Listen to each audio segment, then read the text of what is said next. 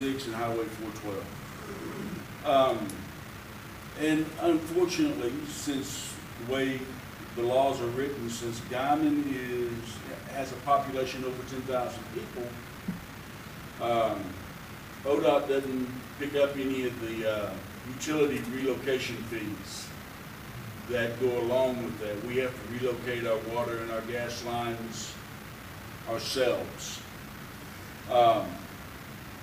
We've had engineering do some preliminary work. We've been working with ODOT on the lines that need to be relocated. This would be the first step. To finalize the engineering and get Park Hill under contract to do the bidding and oversee the construction, their fees are going to be $43,500. The project fees for the relocation are going to be in excess of $400,000. $375 is what the total project fees would be, and that would include the engineering at $43,500. This obviously has to be bid out. Is a process. ODOT would like to do this. Has been on ODOT's project list for several years, my understanding, and they would like to get it off their list. They'd like to do it as quickly as possible, but they cannot start until we have the water lines and the gas lines relocated. They're out there right now, right? What? Yeah, they're down south. Yeah, they're down south, and yeah. But they haven't started this tie-in yet. So that we can be expeditious in our work to allow them to do that tie-in, which would ultimately improve some of our streets. I'd make the recommendation we enter into the professional service agreement with Park Hill to do the final design, bid, and oversee the relocation of the water and gas lines in an amount not to exceed $43,500 in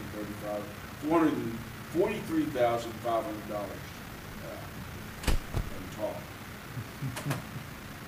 Make a motion that we enter professional services agreement with Park Hill Design, bid, and oversee the relocation of water and gas lines to the amount not to exceed $43,500. I'll second. Have a motion and a second. Setzer. Aye. Alvedras. Aye. Swager. Aye. Peterson. Aye. We've got 4 ayes. Agenda item number 4 is discussion and action to enter into a professional service agreement with Park Hill to design, bid, and oversee the installation of gas lines in the Saddle Ridge Trails Housing Addition for an amount not to exceed $48,500. Okay, if you'll recall, a few meetings back, we provided an incentive to the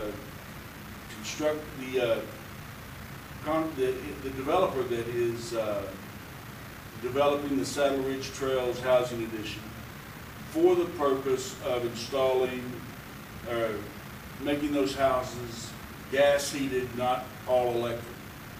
Part of that was we were going to install the gas lines. We've asked Park Hill, our engineers, to do some preliminary work on that. The preliminary estimates for that project is $444,425, which includes the $48,500 for engineering. But we need to get them in line to get this project finalize the design on this project, and to get it bid out so that we can get the gas lines installed for that housing addition. So I'd make the recommendation at this time that we approve the contract with Park Hill for this for the installation of gas lines at the Saddle Ridge Trails Housing Addition in an amount not to exceed $48,500. So, initially, the city was supposed to pay this for this project. The agreement was with the developer that if they made the homes a gas heated home and gas appliances, then the city would pay them $2,500 per home in this housing initiative, and we would install the gas distribution system.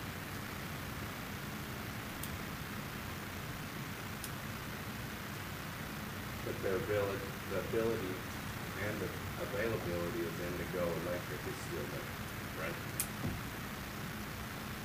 right? Yes, it would be, but if they do go electric homes, we will not pay we still have our gas infrastructure in the ground, and have that opportunity for houses to be converted to gas at a later date if they went all electric. And we would not pay the $2,500 per home incentive to the developer if the home is not set up for gas. If it's an all-electric home, they would not get that incentive payment. But our infrastructure would still be there.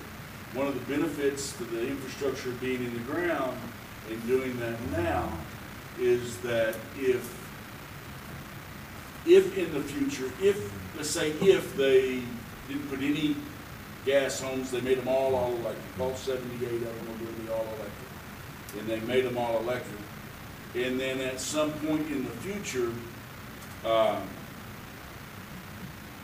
those individuals wish to have gas heat or gas appliances, we would be forced to be putting in those gas lines after the fact, which would be a whole lot more difficult than doing it now, while there's no housing addition, while there's no houses or yards or anything else to be building. Does that answer your question? The $444,625. Yeah. Yes. Who's responsible for that? The city of Guymon would be responsible for that. Just on the detail. I got a question on the meters. Okay? We're talking about going the new meters. Yes? Well, these meters, these 65 meters are 60 residential gas meters. Are they going to be the ones that we need? Yes. Okay, that's what I wanted to know. I'd hate to put in meters and have to change them out. Plus I think the developer pays for the meter too, doesn't he? Well, they've got 60 gas register meters on here for $40,000, $39,000. Well, and that would be the project. I mean, and that, we have not yet developed the specifications to go out to bid. So if the developer is responsible for putting in those meters, they'll put in the meters that we require, and we would not pay that. That would not be part of the bid specs going out for the construction. Tracy, is that kind of, has always been the builder buys the meters most of the time?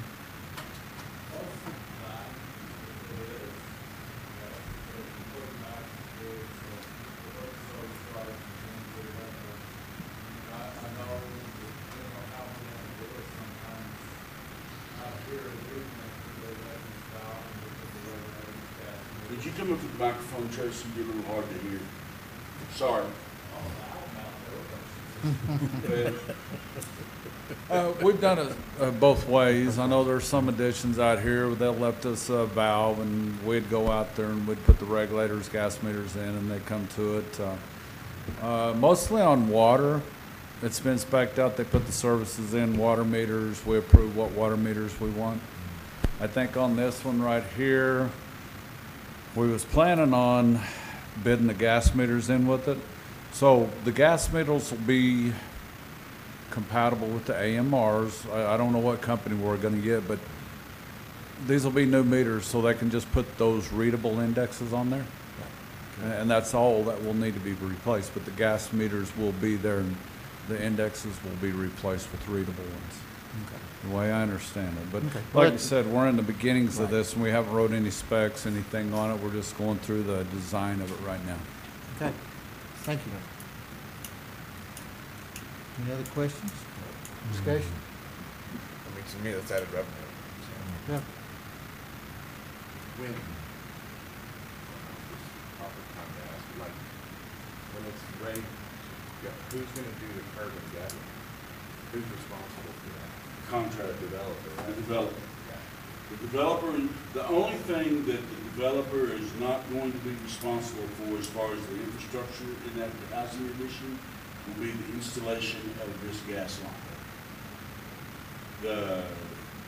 The water, the sewer, the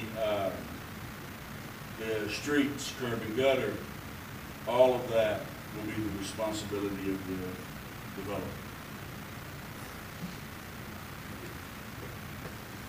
Okay. Any other discussion, questions, motion? Make a motion that we approve the contract for professional service agreement with Park Hill to design, bid, and oversee the installation of gas lines in the Saddle Ridge Trails Housing Addition for the amount not to exceed $48,500. Second that. Have a motion and a second. Alvedras, Aye. Swager, Aye. Setzer, Aye. Peterson. Aye. We've got 4 ayes. Agenda item number 5, new business, we have none. Agenda number 6, reports from the city manager and council members. Joe Don. Okay, well, I did kind of talk about one of my report items, which is the AMR bids. We will be opening those on June 29. Anticipate having a recommendation back to the city council at the July 13th council meeting, I think it is. The other thing, I sent you all an email earlier today. Staff and I will be meeting tomorrow morning to kind of discuss our water situation for the summer. We are seeing a rise in what we pump into the system. It's not untypical of the city of Guymon. Right now, we're running about 65 to 75% of what we can actually pump into the system a day. And my discussions with the staff will be, what do we need to do to ensure, do now before we're in an emergency type situation to try to control our water usage and help save our system. We've done a lot of good things over the past 6 months as far as rehabbing some of our wells. We've done 3 of them. We've rehabbed 3 of them, I believe. We've rebuilt and rehabbed 3 wells, which has been a great benefit. That's a whole lot better than where we were at before when we started last summer. So that's something that we're going to be discussing, and I will be communicating to you our recommendations after that. And if there is water rationing or water conservation efforts that we need to put in place, I'll be letting you know, and then we'll be letting the customers know. I feel like it would be it's going to be a whole lot better situation if we can start letting them know now where we're at, instead of coming back in 2 months and going, oh guys, hey, we've got to shut you down, you can't use anything. One of the things is, just our communication with the customers and with the council, tell you where we're at and tell you often, so that you know that you can make the adjustments at your home and at your place of business to make sure we've got water for the summer and satisfactory water for the summer. The last thing I will touch on is our financials. For the month ending May 31, our general fund, we've collected about 71% of our revenues that we budgeted for the year. And we've only expended about 33% of those revenues. Some of the revenues were a one-time revenue type of a situation that has been set back to determine the proper use of those revenues. So we're not just, hey, well, we've got a windfall, let's buy everything, let's spend all of it. We've set that money back aside so that we can determine, and the council can determine, the proper expenditures that need to happen. On the public utility side of it, we have collected about 31% of our fiscal year estimate, and we've only expended about 23%. Part of that 31% is would be one-time money in the form of loans that we have not yet received. But then again, we haven't expended those monies yet. We've got those still on the books. I will say that right now, currently, our sales tax and our use tax revenues are looking really good. At the end of May, or through the month of May, our sales tax projections were about 17% above where they were at this time last year. And we're about 5% ahead of what we would need to collect to meet our budget estimates for sales tax. For use tax, really right now, for the month of May, we collected nearly twice as much money as what we collected in the month of May last year. And to meet our budget, we're about 8% ahead of our budget estimates of what we would need to collect to meet our budget estimates right now. That is a big bonus for the sales and use tax right now. Things are looking really pretty good. I think that's indicative of what our economy is doing. People are, when the economy's picking up, people are out shopping, people are out spending money in our community. That will go a long way to help us do the things that we need to do in the future. In the utility side of it, we are about 1 to 2% above where we were at this time last year. But we're still below what we would need to be collecting by about 5% to meet our budget estimates. So we're still playing things on that side of it, watching those expenditures, making sure everything that we expend is what we need, and making sure that we can meet our obligations. And that would be my report, Mayor and Council. And I'd be happy to try to answer any questions that you may have. I have numerous staff members out here tonight, so if I can't answer your questions, hopefully they can. Any questions? I just have a couple of statements. With the amount of rain that we've been receiving, everybody has been doing a great job, especially staff, keeping the grass down.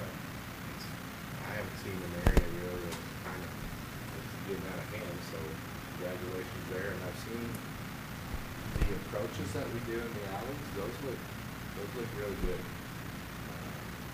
And I know that they're being done properly so that when we come in with the streets, new streets, it'll just be a cut and a pin, basically. So I've been looking at those, good job on those. And, the parks, the parks are looking really good as well. So congratulations to you.